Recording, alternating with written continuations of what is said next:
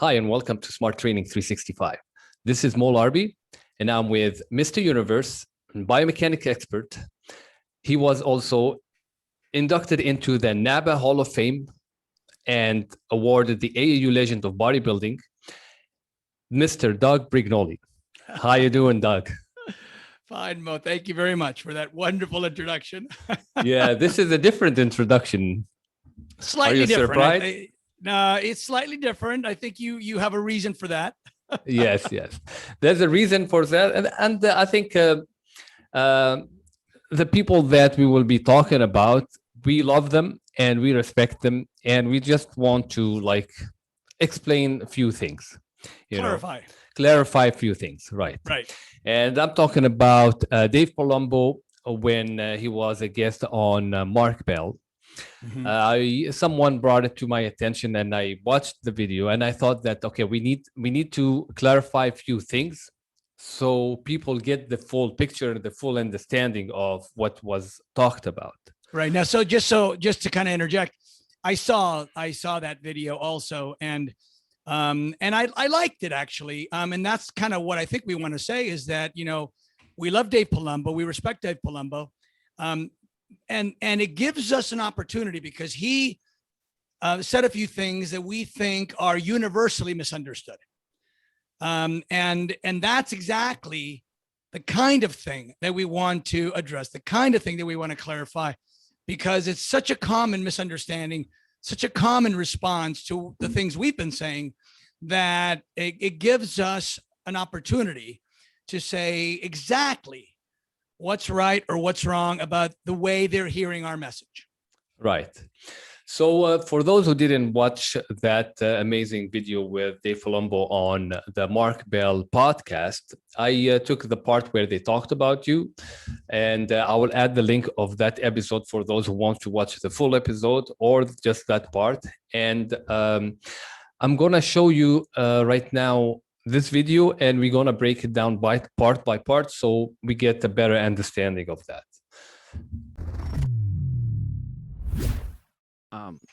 I don't remember when, but I think I seen that you had Doug Brignoli on your podcast or maybe one of your platforms. We recently just had him on, and we loved some of the information that he was giving us with the physics and all the Brig 20. Some of the movements that he advises people to do to get the most bang for your bodybuilding buck, we'll say. But again, like we're fans of compound movements, obviously the big three. Can you poke any holes in some of the training methods that he advises people do as far as for bodybuilding, of course. Right. But do you see anything where you can take his information and be like, that's good, but I think you should still do X, Y, and Z? Right. Well, I mean, I've never seen a guy with enormous squats that only does sissy squats, right? I mean, the sissy squat might be the purest quad exercise that activates the quads the best. But let's face it, who's doing sissy squats with 33-inch quads? The guys squatting 600 pounds have 33-inch quads. So, a lot of stuff science-wise in the test tube theoretically makes sense, but you can't argue with practical results. I mean, we know what works. And that's why when I have these guys, these steroid guru guys say, I have the secret way of taking, you're going to microdose this stuff and you're going to take it subcutaneously every single day and it's going to work better. Listen, guys have been taking steroids for 50 years. It's figured out already, okay? We know how this stuff works. You take 1,000 milligrams of testosterone a week with an anabolic and you get big, okay? That's how it works. If you want to get big legs, if you don't squat, you're not getting huge legs. That's all there is. I don't care what the biomechanics of it are. And I love Doug. Doug's a great guy, very smart. I loved having the interview with him. But that's the bottom line, okay? The bottom line is if you don't get on an incline bench press and bench press heavy weight, you're not going to have a big upper pecs. You're not doing flies and building big pecs. It's just not happening. So you can't argue with the practical results of what's going on, even if it can't be explained physiologically. Does that make sense? Well, all right. That was part one. Let me start off by saying, when Andrew said, this is what Doug said on our program, can you poke holes in what he says? Now, I love that question. That's a great question. That question requires an answer that is as scientific, provable, as precise as the information that I present on my side of the argument. In other words, if Dave Palumbo or somebody else could say, yes, here's how you poke holes in their argument, is that physics would do this under these circumstances, but it actually does something different in those circumstances. And here's how you measure it. That's poking a hole in the argument. Right. Okay. What Dave Palumbo did was gave an opinion. An opinion isn't poking holes in the argument. The argument is a scientific argument. That's the argument. It's physics. It's math. Right. So we absolutely welcome somebody to come along and say, no, the physics you're presenting doesn't add up for these physics reasons. That's not what Dave Palumbo did. Dave Palumbo gave an example, or he gave an opinion. I mean, so here's the other thing that's wrong with it is that Dave said, maybe in a test tube, maybe in theory, the sissy squat is the best quad exercise. Well, if I was sitting here with an engineer, he would say, well, theory, physics, math is absolute, right? So there's no way that you can say, for example, as I do in my course, where I say, if you're a 200-pound guy, if you're a 180-pound guy, and you're doing parallel bar dips, and you're doing it for triceps, and you notice that your forearm is mostly vertical, it's only 11 degrees from the neutral vertical position.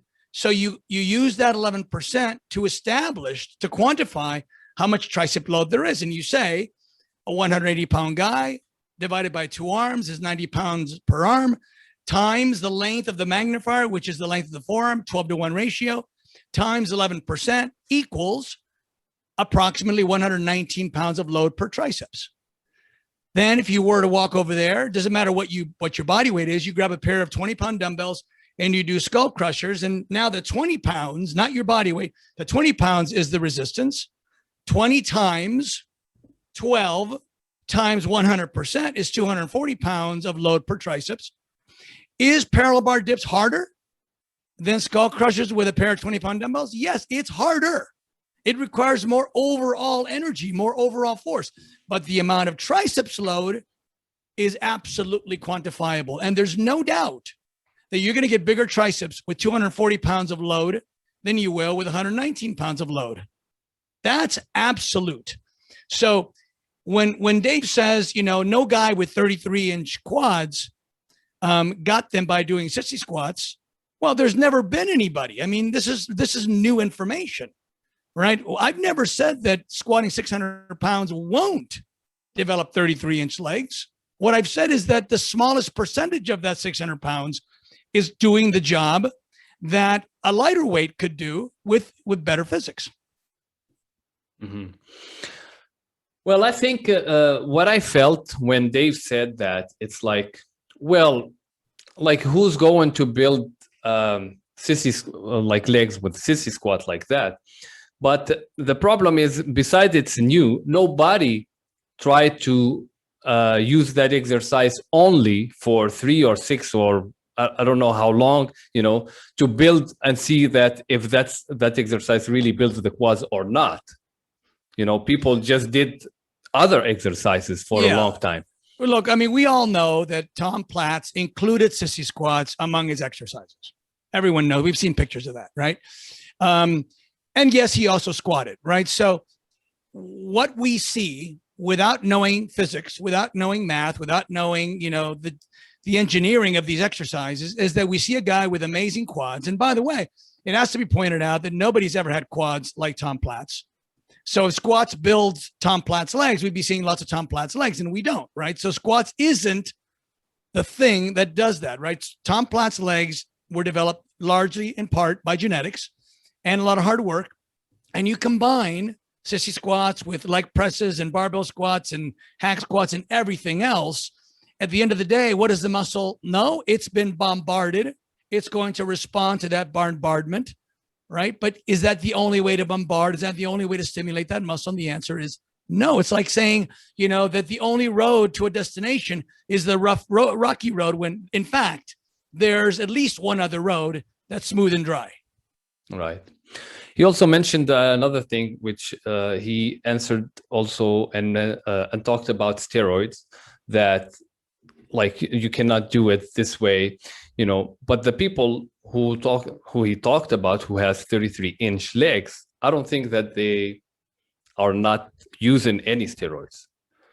Well, okay, let me first say that a lot of what Dave Palumbo says is right. Not only just generally in his normal shows, but even here, right? In other words, we do in the industry, we do see people coming out of the woodwork and claiming to have the secret. We see that, right? And I've heard that argument that if you microdose every day, that you'll get a better result than if you take it all at once, because it spreads it out better and blah, blah, blah, blah. And if you asked me, do you think that's true? I would say the same thing that Dave just said, which is, no, I think it's nonsense. I think it's, at the end of the day, the body figures it out and does the same thing. So here's the thing is, let's just say that you sit home at your computer watching YouTube videos and you see 100 different guys say 100 different new things. Mm-hmm. They're not all right. They may all be wrong. You don't know who's who. And the fact that most of the things that are put out there are actually BS. The fact that that's an actual true statement does not mean that what we're saying is BS. Does not mean that everything is BS. Occasionally, something comes along that is true. And the advantage that we have is that we can measure it. We can literally put a scale on it. You can just bring an engineer and say the muscle connects here. I'm assuming the engineer doesn't know anatomy, right? If we say to the engineer, the muscle starts here, ends here, crosses this joint, therefore that's the muscle that's moving this lever. How much load is that lever delivering to that muscle? The engineer would say the exact same thing. We're saying physics is physics. That doesn't change. So I understand that when someone can't quite wrap their emotional head around something, that it's easy to just dismiss it all as BS. Mm-hmm. Or it's, and by the way, I actually think it's sort of funny because, Dave didn't say Doug's physics are wrong. He said, in theory, it may be right. Well, that is what determines load. Physics is what determines load, right? So when you're asked to poke holes in an argument, it requires something more technical than the answer that Dave gave. That's just sort of a broad, sweeping answer, which, probably applies to the vast majority, does in fact apply to the vast majority of new things that come on the market, but it does not apply here. Well, he also said that, the results speak for itself. Like, you can see that someone who's doing the big lifts, he's getting the big quads, the big chest, from the incline press. So that's the fact that these things works. Well, and I've never said, in fact, not only have I never said those exercises don't work, I've actually gone so far as to say they do work. We're not talking about the difference between exercises that don't work and exercises that do work. It's not black and white. It's percentages. So if I'm going to try to remember these numbers, I think I'm in the ballpark. If a 200-pound guy squats 200 pounds, and you measure the angle of his lower leg dipping forward about 30 degrees, and you say body weight, 200 plus barbell, 200, 400, divided by two legs, 200, divided by the length of the lower leg, which I think is about 18 or something like that. The number that is exact I've actually written. And then you do the angle and you say, okay, so a 200-pound barbell squat will load each quadricep with about 924 pounds of resistance, which on the surface of that, you might say, wow, that's pretty darn good. Okay. Mm-hmm. But a 200-pound guy doing a sissy squat with only body weight, because his lower leg gets almost fully horizontal, loads each of his quadriceps with 1,216 pounds or something like that. Mm-hmm. This is engineering. This is absolute fact. So we can dissect this one later because he's going to talk about it in the next. But here's the thing: is when asked the point blank question, Which of these two do you think will cause a quadricep to grow more? 1,216 pounds or 924 pounds? The answer logically is 1,216 pounds. Logically, right? So it's not a theory. It's not a theory. If you want more quadricep load with less weight used, you allow that lower leg to get more horizontal, more perpendicular with gravity.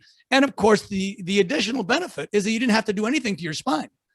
You didn't have to compress your spine to do it. Now, a counter argument, a semi-legitimate counter argument, semi-only, is, but you're not doing any glutes during a sissy squat. And when you're doing a barbell squat, you are doing glutes. And I would say, yes, that's 100% true. When you're doing sissy squats, it's 100% quads. It's 0 glutes.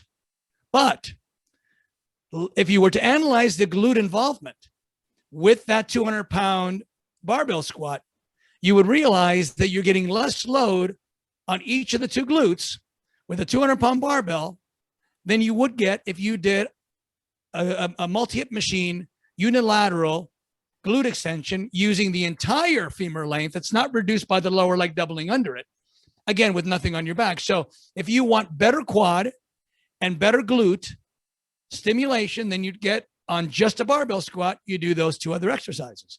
And the result development-wise is exactly or better than it would be on a squat without the spinal compression. All right, let's continue watching the rest of the video.